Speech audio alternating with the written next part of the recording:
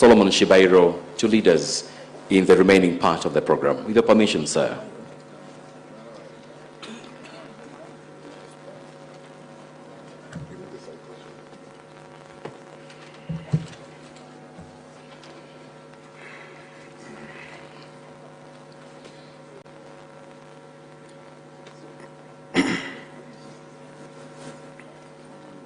Your Excellency, Sir Dr. William Samuel Ruto, President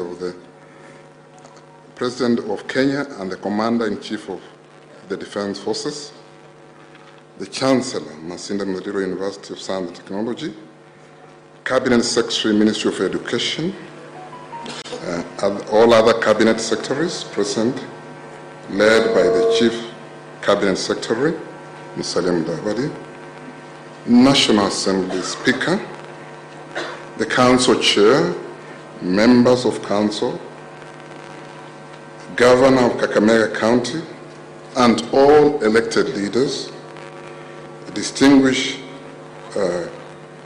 guests, and ladies and gentlemen, good morning. I wish to introduce Sifa Melodies so that they can grace us. Sifa Melodies, please.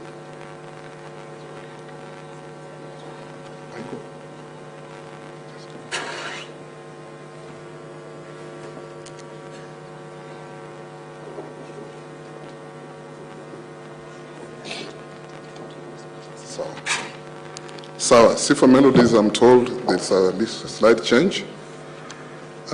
We can do it later. It is my pleasure and honor to welcome you all on behalf of Masinde Muliro University of Science and Technology to this auspicious special occasion. I invite you to the graduation of the 18th graduation ceremony where over 3,802 students are being conferred degrees and awarded diplomas and certificates. To us, it's a noble achievement and we give glory to God. Today, Masinde Muliro University community feels honored and humbled by His Excellency the President for accepting to join us in celebrating this occasion, despite your very busy schedule of running the nation. I take note that this is the first graduation at a university that you are gracing. Thank you very much. Allow me to congratulate you again for becoming our 5th president. Anyone analyzing your vision, the deep plan, as is expounded in your vision, you notice that Kenya is set for the best things and the sky is not the limit. We in educational sector are particularly thankful that we have noticed the role of education that it plays in the economy of the country. Especially for us at the university, if you recall, the universities all over the world were established to equip people with the skills necessary to engage in business, agriculture, sciences, in a nutshell. And the universities are expected to equip the graduates with a specific set of abilities that are vital for survival. In recent times, however, sir, the role of Kenyan universities has come under question, since there seems to be a very big mismatch between industry and the university education. Our hope is that the Presidential Working Party on Education Reforms that you formed will come out with the recommendations that may drive back the university to its mandate. We at Masinde Muliro University of Science and Technology are tackling this issue in different ways. To address the issue of quality, we are not just issuing many programs. We have narrowed to a few flagship programs, key among them being engineering and tech TVET. We thank the Kenyan government especially for granting us funds to construct what you unveiled and laid a foundation stone for it. The second in line is the health sciences, where we teach all areas including medicine, nursing and paramedical sciences.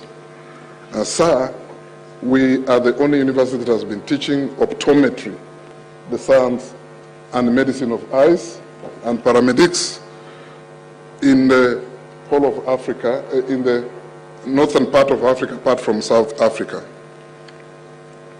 Sir, however, the university does not have infrastructure to run the medical or health sciences courses. We need help, especially support in building a tuition block, in building staff houses, besides students' hostels.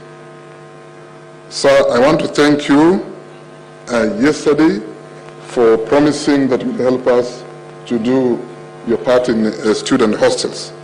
May we clap for that.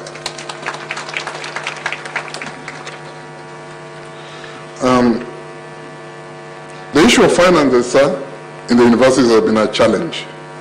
You very well know that. We at most, by the grace of God, by the love of God, we have continued paying our dues, that is salaries to the lecturers, and even the statutory dues. However, we lack one thing. We do not have enough professors and lecturers. So we depend on part-timers. We urge the government to improve capitation so that we can be able to improve quality by having professors. They are the people meant to teach universities. We also want to say that we are doing what we are supposed to do as a university. All over the world, universities are supposed to contribute a minimum of 20% on their finances, and most has not been left around.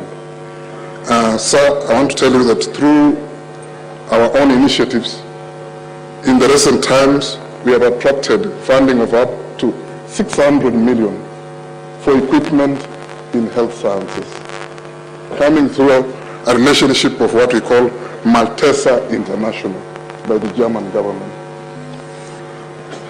We're also doing our own to get research money.